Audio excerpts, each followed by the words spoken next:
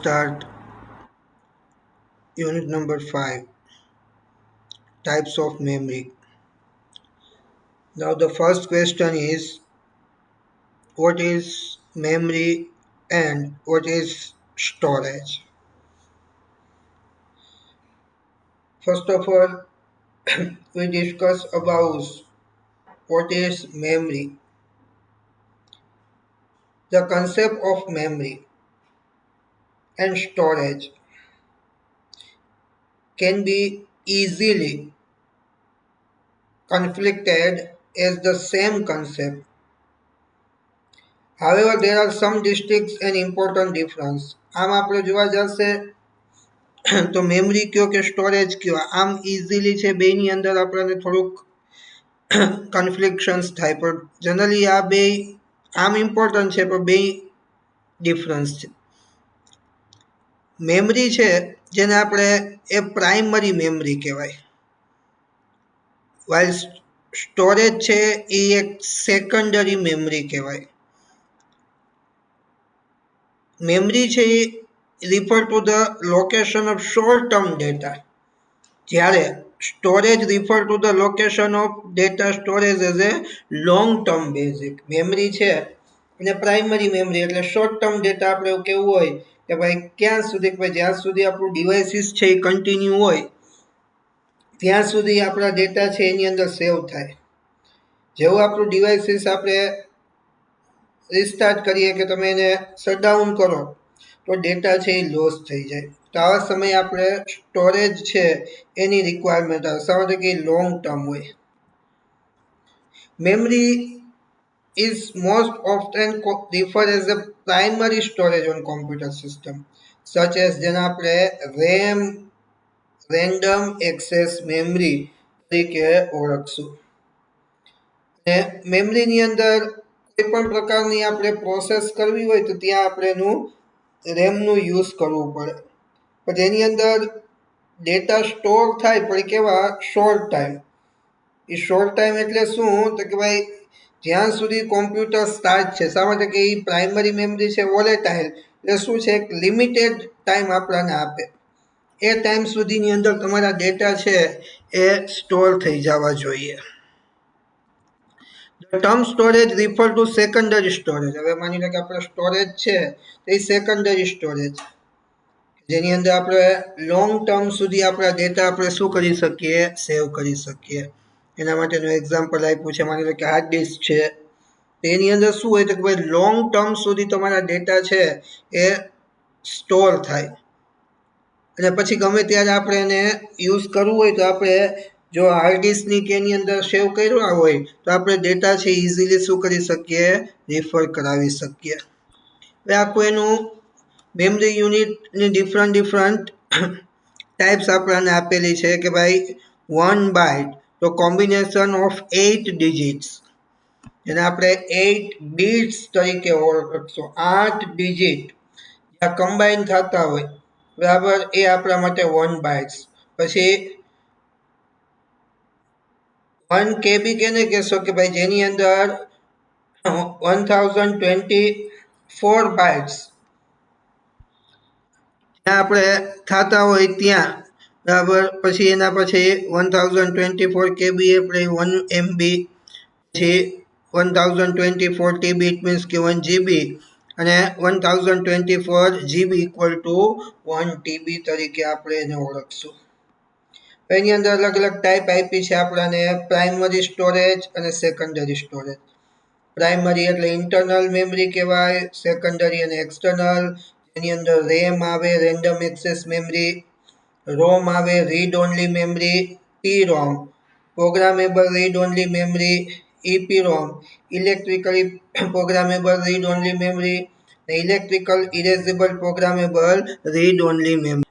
Next આવે છે જેને આપણે સેકન્ડરી મેમરીની અંદર તો કે ભાઈ ફ્લોપી ડિસ્ક આવે, હાર્ડ ડિસ્ક આવે, CD, compact disk, DVD, digital video disk પણ કહે છે અને ડિજિટલ વર્સેટાઇલ ડિસ્ક પણ કહેવાય, અને પેન ડ્રાઈવ. એમાંથી આપણે ફર્સ્ટ સ્ટાર્ટ કરીએ જેને આપણે પ્રાઇમરી મેમરી. ઇન્ટરનલ મેમરી કેવું હોય પણ તો પણ કહી શકો. Primary memory also known as internal memory, main memory જે કેવું હોય તમે કહી શકો છો. It is made of integrated circuit, જે આપણે થર્ડ જનરેશનની અંદર જે આઈસીની વાત કરી છે એનાથી બનેલી છે, ફાસ્ટર છે compare to secondary memory. Primary memory છે યાદ રાખજો એ મેઇન મેમરી છે કે જે આપણા કોમ્પ્યુટરની અંદર મધરબોર્ડ હોય ને એની અંદર એ કનેક્ટેડ હોય. હવે એની અંદર આપણે સૌથી પહેલી ટાઈપ જોઈએ જેને આપણે રેન્ડમ એક્સેસ મેમરી રેમ તરીકે ઓળખીએ છીએ. It is the read write memory of the computer because all the input and data are written and read by the computer. જો બધું રીડ અને રાઇટ બે માટે રેમની યુઝ થાય. પછી કોમ્પ્યુટરની અંદર ડેટા તમારે રીડ કરવા આવે કે એની અંદર આપણે રાઇટ કરવા આવે. રેમ છે એની અંદર ડેટા આપણે સ્ટોર કરી શકીએ પણ ક્યાં સુધી, જ્યાં સુધી આપણું કોમ્પ્યુટર છે એ વર્કિંગ મોડની અંદર હોય ત્યાં સુધી. જેવું તમે શટડાઉન કરો તો આપણા ડેટા છે એ ઇરેઝ થઈ જાય. મેમરી છે એ ઇરેઝ પણ થઈ શકે ને, શા માટે કે કોમ્પ્યુટર સ્વિચ ઓફ કરો એ ડાયરેક્ટ ડેટા, એટલા માટે એને વોલેટાઇલ કેવું હોય તો પણ કહી શકો અને ટેમ્પરરી મેમરી કેવું હોય તો પણ કહી શકો. આ રીતના એ રેમ આપણને જોવા મળે છે. સેકન્ડ વાત આવે છે રોમ, જેને આપણે રીડ ઓનલી મેમરી તરીકે ઓળખશું.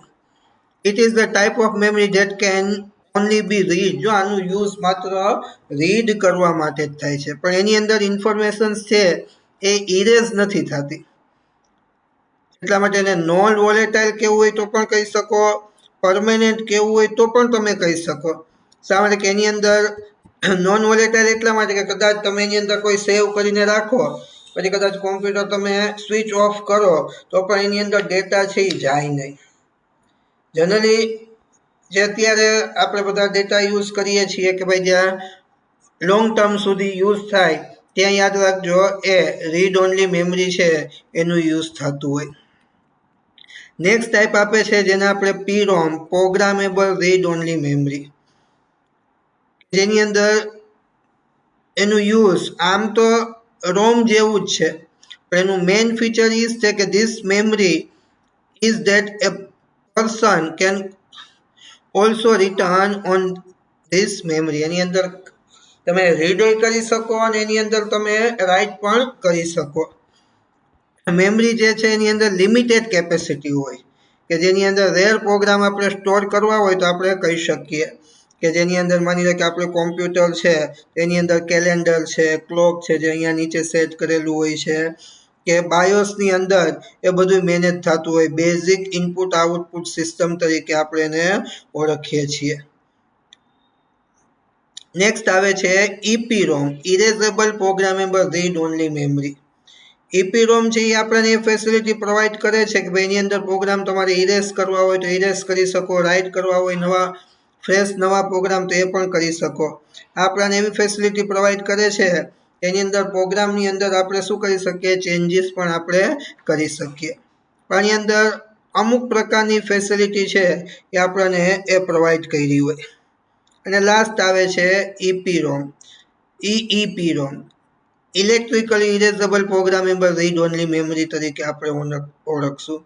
જનરલી આ ફ્લેક્સિબલ રોમ કેવું હોય તો પણ તમે કહી શકો છો, જે બેઝિક ઇનપુટ આઉટપુટના પ્રોગ્રામ કે જેની અંદર આપણને બે પ્રકારની ફંક્શનાલિટી છે. જે EPROM છે એની તો ફંક્શનાલિટી મળશે જ, સાથે સાથે તમારે એની અંદર ડેટા ઇરેઝ કરવા હોય તેના માટે તમારે એ ઇલેક્ટ્રિકલની રિક્વાયરમેન્ટ્સ છે એ તમને જોવા મળશે. ઇટ મીન્સ કે એ તમારે ઇલેક્ટ્રોનિક સિગ્નલ્સ છે એમાં રિક્વાયર્સ છે. હવે બેનું ડિફરન્સ આપ્યું છે.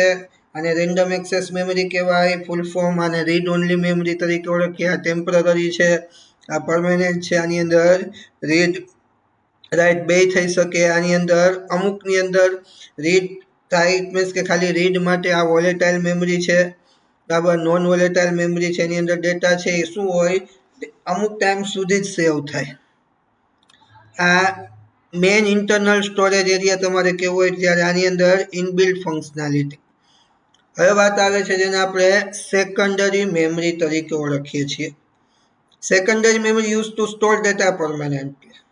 સેકન્ડરી મેમરીનું એ જ યુઝ થાય છે ને કે ભાઈ આપણે ડેટા છે એ પરમેનન્ટ બેઝિસ ઉપર છે એ સેવ કરવા હોય તો ત્યાં એની અંદર ડેટા કદાચ કોમ્પ્યુટર તમે સ્વિચ ઓફ કરો તો તમારા ડેટા છે એ ઇરેઝ થાય નહીં. હવે એની અંદર એની ડિફરન્ટ ટાઈપ્સ આપી છે.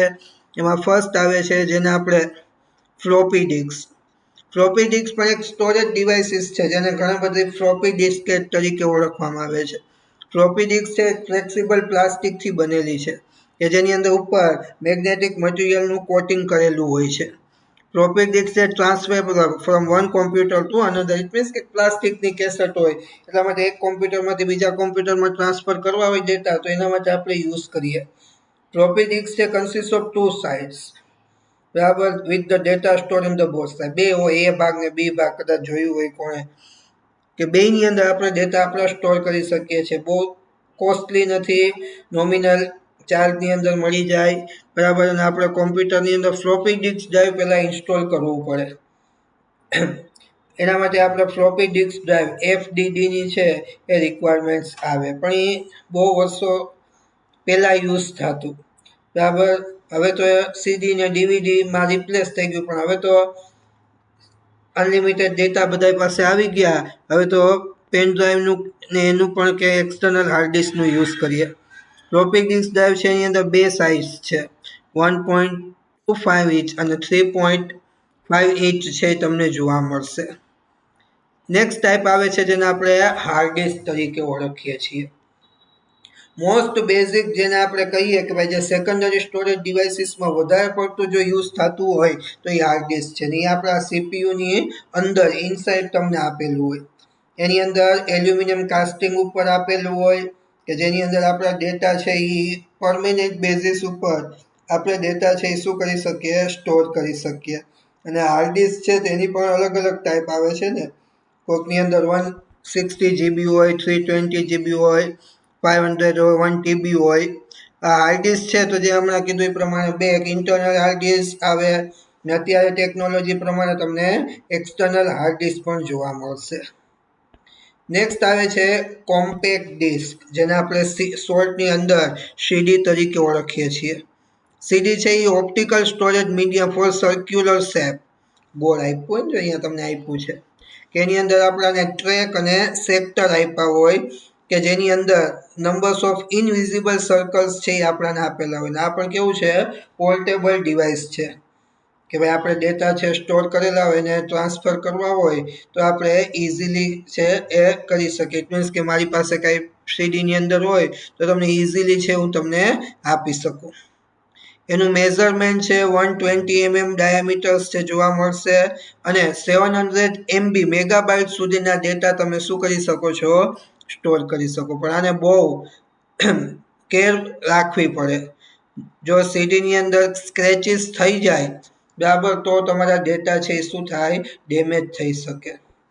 નેક્સ્ટ આવે છે ડીવીડી જેને આપણે ડિજિટલ વર્સેટાઇલ ડિસ્ક પણ કહેવાય અને ઘણા બધા એ આપણાને વિડીયો ડિસ્ક પણ કહે છે. એક્ઝેક્ટલી સીડી જેવું જ છે પણ આની અંદર ખાલી બેમાં ડિફરન્સ એ છે કે એમાં 700 MB સુધીના ડેટા છે એ તમને જોવા મળશે જ્યારે અહીંયા 4.7 GB થી લઈને 17 GB સુધીના ડેટા તમે એની અંદર સ્ટોર કરી શકો છો.